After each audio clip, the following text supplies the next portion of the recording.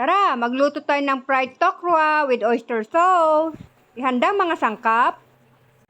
Una, hiwain ng tokwa ng cube size. Next, ang sibuyas, bawang, at siling haba.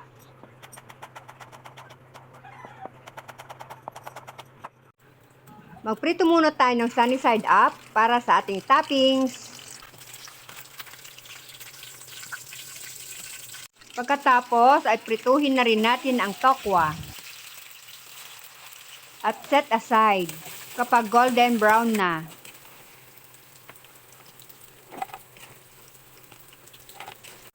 Maggisa na tayo ng bawang, sibuyas, oyster sauce,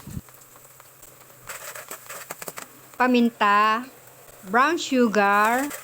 Haluin hanggang lumapot at pwede na natin ilagay ang prinitong tokwa. Huli ay ang siling haba. Tara, kain na tayo ng fried tokwa with oyster sauce.